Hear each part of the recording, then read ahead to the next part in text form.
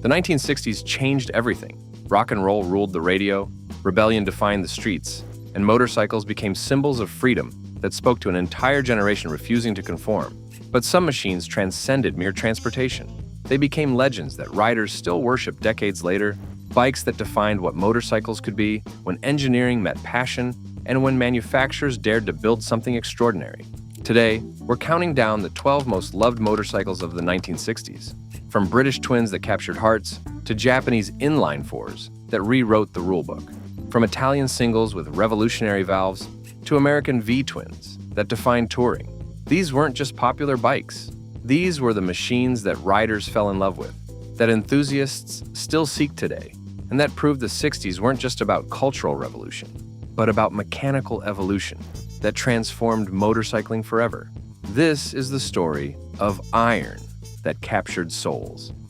Number 12, 1969, Moto Guzzi V7 Special. The 1969 Moto Guzzi V7 Special takes the 12th position as the motorcycle that introduced Guzzi's transverse V-twin layout, creating a design hallmark that would define the Italian manufacturer for decades. And that proved unconventional engineering could succeed when executed properly. The 703 cubic inch V-twin produced 50 horsepower through a 90-degree configuration that was positioned with the crankshaft running longitudinally and the cylinders jutting out transversely from the frame, creating a distinctive appearance where the cylinder heads protruded prominently on either side of the motorcycle, making the engine architecture immediately obvious to anyone seeing a Guzzi approaching. The transverse layout provided several advantages, including easy access to the valve covers for maintenance, excellent cooling with both cylinders exposed to airflow, and the ability to use shaft drive efficiently, because the crankshaft orientation aligned naturally with the drive shaft running toward the rear wheel. The V-twin configuration was smooth compared to the parallel twins that British manufacturers favored, with a 90-degree angle creating even firing intervals that eliminated the characteristic throb that twins with other angles produced, and that some riders loved, while others found it merely annoying during extended riding. The top speed of approximately 105 miles per hour was respectable for a late 60s motorcycle, and made the V7 Special genuinely capable for highway riding and for touring applications, where sustained speeds mattered more than outright acceleration that sport bikes emphasized. The styling was elegantly simple with flowing lines and minimal ornamentation, creating an appearance that was sophisticated rather than flashy, appealing to riders who wanted motorcycles that looked distinctive without being garish or drawing excessive attention. The handling was stable and predictable, with the shaft drive providing smooth power delivery without the chain maintenance that most motorcycles required, and without the surging that chain drive could create when the throttle was opened or closed abruptly.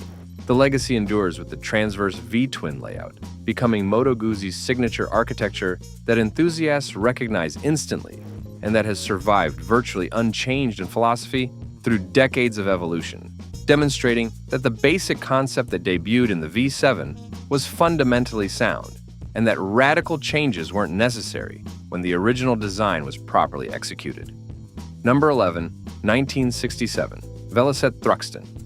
The 1967 Velocette Thruxton featured a 499 cubic inch single cylinder producing 41 horsepower through sophisticated tuning that created one of the most famous cafe racers ever built and that dominated endurance racing, proving that singles could compete when properly developed. The Thruxton name came from the racing circuit where Velocette singles had achieved success in production racing that proved the bike's speed and reliability when pushed hard for extended periods that revealed weaknesses in less thoroughly engineered machines. The single-cylinder architecture was becoming obsolete by the late 60s, as multi-cylinder engines from Japan were offering smoother power and higher outputs. But the Thruxton demonstrated that singles still had virtues including lightweight, mechanical simplicity, and the distinctive character that four-cylinder engines couldn't match, despite their technological advantages. The top speed of approximately 110 miles per hour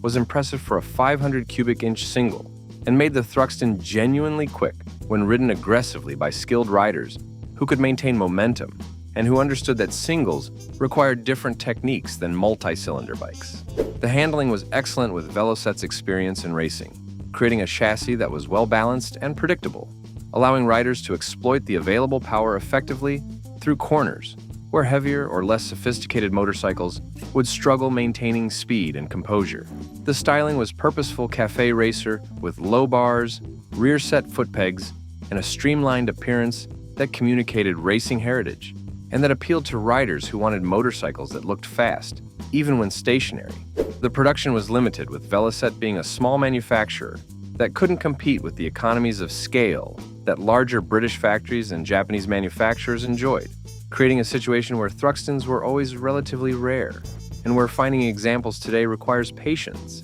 and a substantial budget that reflects both scarcity and the Thruxton's legendary status among café racer enthusiasts. The endurance racing's success created a reputation that exceeded the Thruxton's actual production numbers, with victories in 24-hour races and other long-distance events, proving that Velocette had built a genuinely durable machine that could sustain high speeds for extended periods without the mechanical failures that less carefully engineered motorcycles would experience. Ever twisted the throttle on one of these legends? Know someone who survived the Widowmaker or crossed the country on an Electra Glide? Drop your story in the comments. Subscribe. More 60s iron and forgotten classics coming soon. Number 10, 1965, Suzuki T20 Super 6. The 1965 Suzuki T20 Super 6 featured a 247 cubic inch two-stroke twin, producing 29 horsepower through an advanced 6-speed gearbox that was unusual for small displacement motorcycles, and that helped establish Suzuki internationally as a serious manufacturer rather than just as a builder of economy transportation. The two-stroke design provided a strong power-to-weight ratio, with the light engine delivering brisk acceleration that made the T20 feel quicker than its modest horsepower suggested, and that created an engaging riding experience for enthusiasts who enjoyed revving engines and shifting frequently through the generous selection of gears. The 6-speed transmission was the T20's defining feature, with the close ratio gearing, allowing riders to keep the two-stroke engine operating in its narrow power band, where output was strongest, creating a usability that two strokes with fewer gears couldn't match, because they would either be undergeared for top speed or overgeared for acceleration, but couldn't optimize both simultaneously. The top speed of approximately 90 miles per hour was adequate for a machine displacing just over 200 cubic inches, and made the T20 suitable for highway riding, despite its small size and economy-oriented positioning that might suggest it was purely commuter transportation. The styling was sporty for a small displacement motorcycle, with a twin-leading shoe front brake, chrome fenders, and distinctive paint schemes, creating an appearance that was more exciting than typical economy bikes that manufacturers built purely for basic transportation. The reliability was good, with Suzuki's two-stroke technology being well-developed and with the simple engine architecture requiring minimal maintenance beyond mixing oil with gasoline, and occasionally replacing spark plugs that two strokes consumed faster than four strokes. The fuel economy was excellent, with the lightweight two-stroke design delivering impressive miles per gallon that made the T20 economical to operate for commuters and students who needed affordable transportation without sacrificing the performance and excitement that proper motorcycles provided compared to scooters or mopeds. The parts availability was good, with Suzuki establishing a dealer network that could supply replacement components, and that provided service for owners who didn't want to perform their own maintenance, creating a support infrastructure that Japanese manufacturers were building, while European manufacturers struggled with parts shortages and dealer networks that were inadequate for serving the growing number of motorcycles they were exporting to markets like America, where distance and logistics made parts distribution challenging. The international success helped establish Suzuki's reputation in export markets, including America, where the T20 demonstrated that Japanese manufacturers could build desirable motorcycles rather than just cheap transportation, creating a foundation for Suzuki's later success with larger displacement machines that would compete directly with European and American motorcycles that had dominated performance segments. The Super 6 name became legendary among Suzuki enthusiasts, who recognized the T20 as representing the moment when the manufacturer proved it could build machines that riders wanted, rather than just machines that served basic transportation needs. Number 9, 1968, Royal Enfield Interceptor, Mark 1A. The 1968 Royal Enfield Interceptor, Mark 1A, featured a 736 cubic inch parallel twin, producing 52 horsepower, creating a powerful British twin that was popular in export markets, particularly in America, where displacement and straightforward performance mattered more than the sophistication that European riders might value. The top speed of approximately 110 miles per hour was genuinely impressive for a late 60s parallel twin and made the Interceptor competitive with sportier motorcycles, despite its relatively conventional engineering that prioritized proven designs over experimental features. The parallel twin configuration was typical for British motorcycles, with Royal Enfield using an architecture that was well understood and that provided adequate power with reasonable smoothness and with mechanical simplicity that allowed owners to perform maintenance without requiring specialist knowledge or sophisticated tools. The Interceptor was designed specifically for the American market,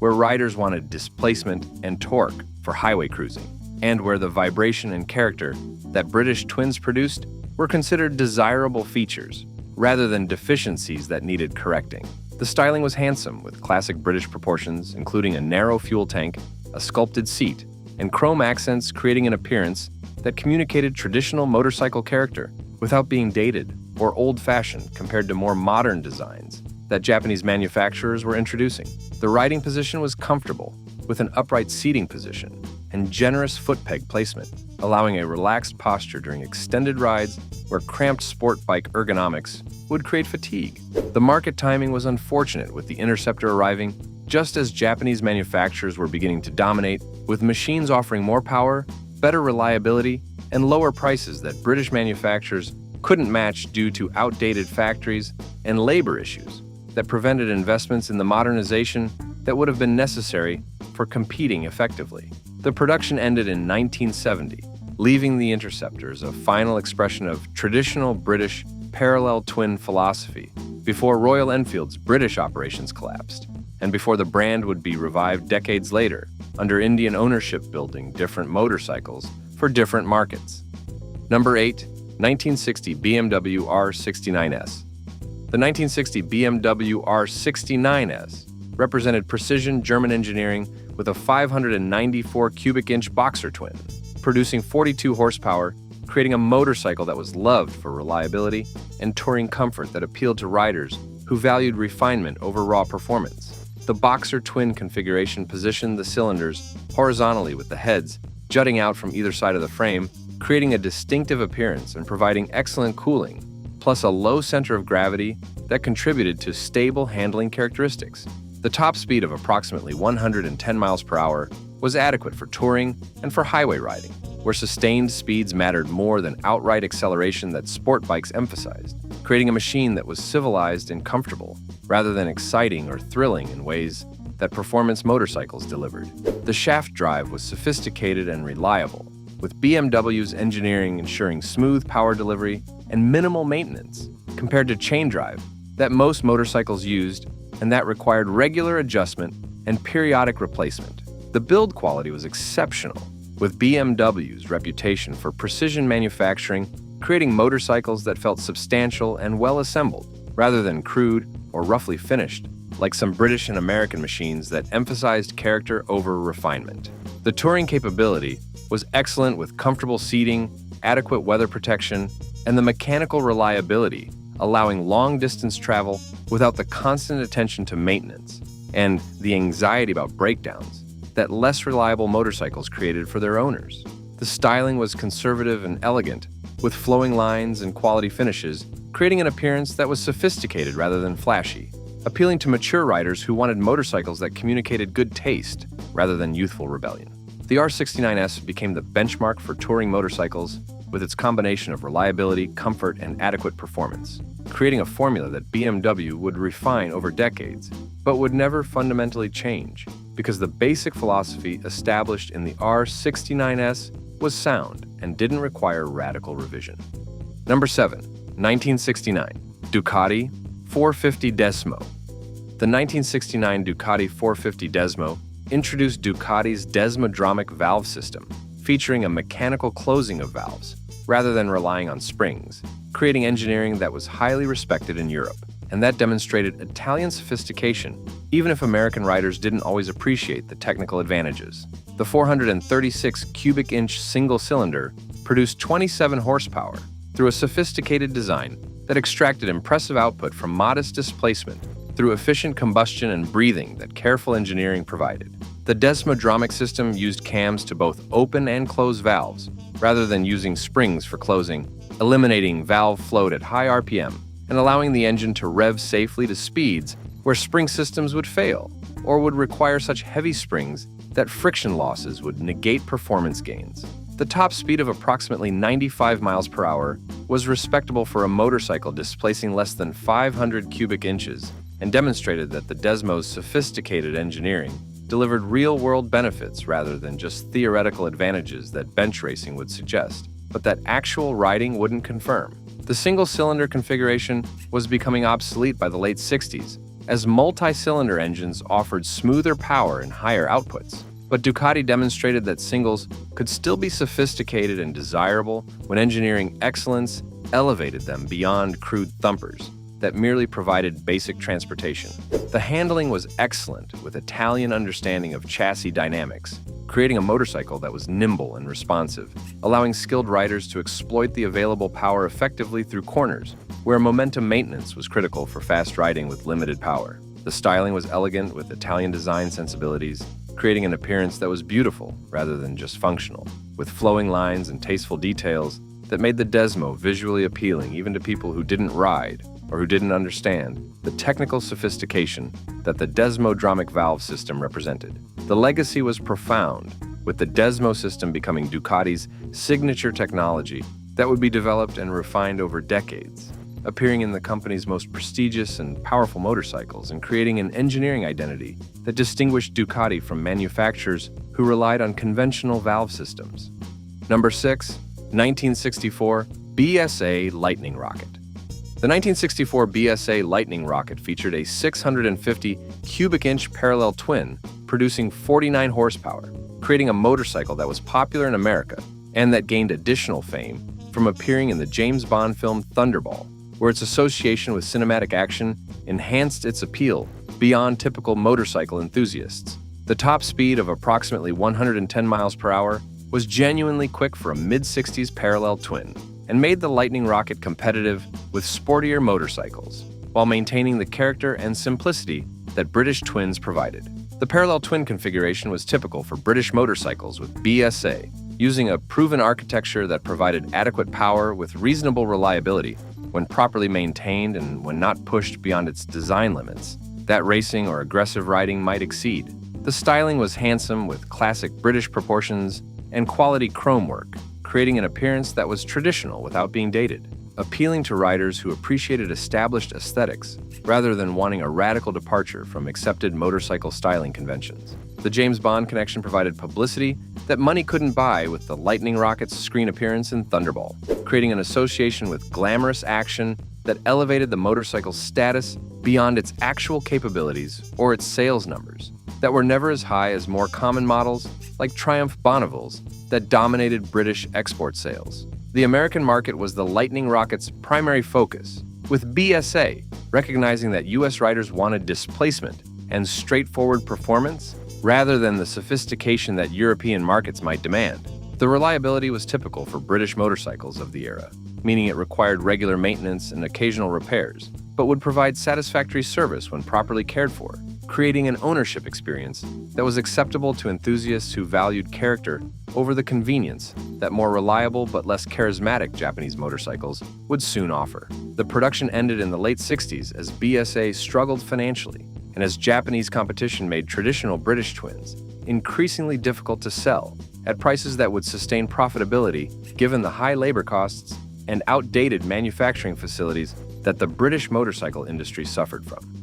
Number 5, 1967 Norton Commando. The 1967 Norton Commando featured a 745 cubic inch parallel twin, producing 58 horsepower through the famous isolastic frame that reduced vibration, creating a motorcycle that was beloved by enthusiasts for combining traditional British character with engineering innovation that addressed the primary complaint about large displacement parallel twins. The top speed of approximately 115 miles per hour was impressive for a late 60s parallel twin and made the Commando genuinely quick when ridden aggressively by skilled riders who could exploit the strong mid-range power that the engine delivered. The isoelastic frame used rubber mountings, isolating the engine and transmission from the frame, allowing the engine to vibrate naturally without transmitting those vibrations to the rider through the handlebars, seat, and foot pegs that directly mounted engines would shake violently at certain RPM.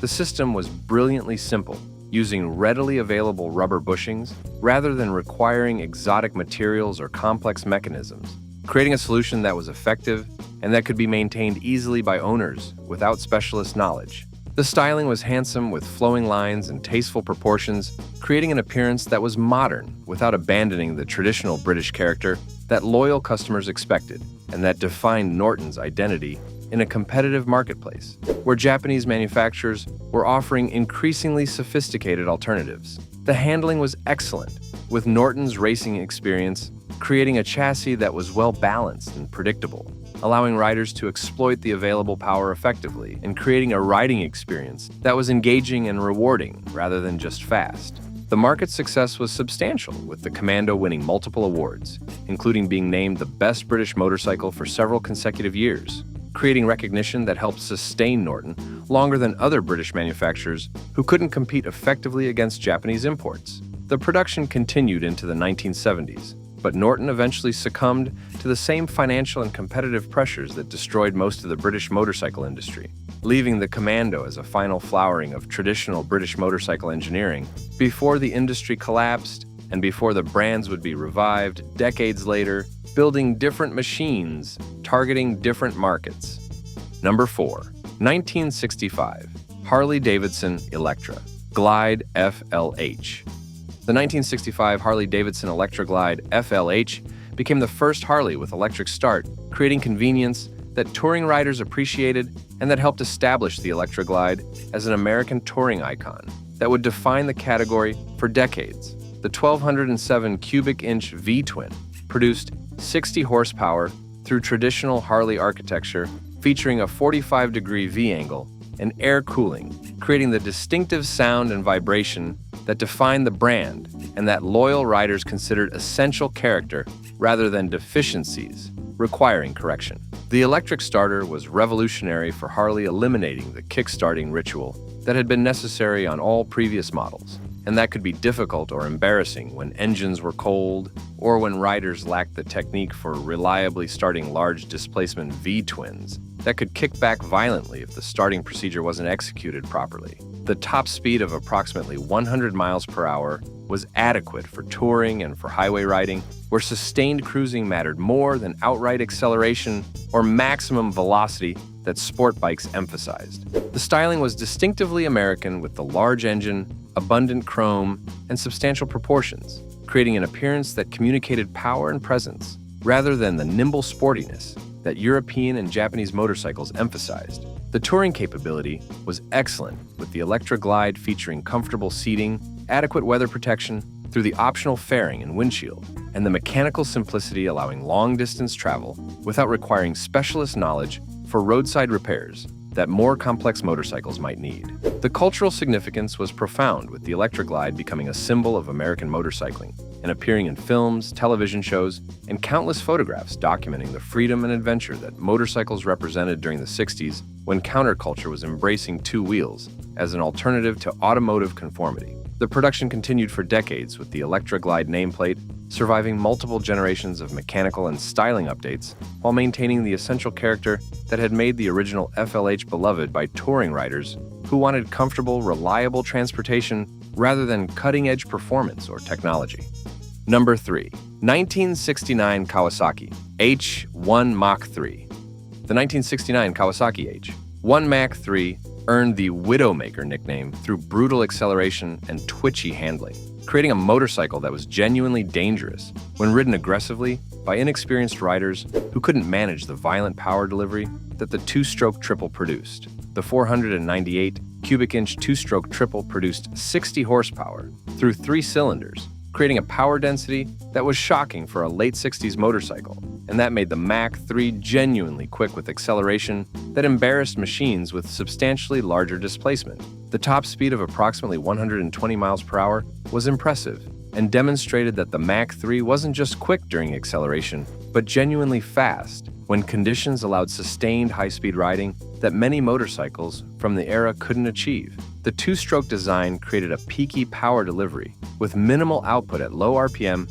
but explosive acceleration when revs climbed into the narrow power band where the expansion chambers created resonance that supercharged the cylinders and delivered thrust that felt violent and barely controlled. The handling was the Mach 3's fatal flaw, with the chassis being inadequate for the power that the engine produced, creating situations where aggressive throttle application during cornering could overwhelm the rear tire and send the motorcycle into slides that required skill and quick reactions to correct before high-side crashes ejected riders violently. The frame flexed under hard acceleration and braking, creating instability that was frightening at high speeds, where the motorcycle would develop wobbles that grew into dangerous oscillations unless riders backed off and allowed speeds to decrease until the chassis settled. The styling was aggressive with the triple exhaust pipes, creating a distinctive appearance that announced the Mach 3's unconventional architecture, with the 3-into-3 exhaust creating a sound that was unique and that made the motorcycle instantly recognizable, even before seeing it.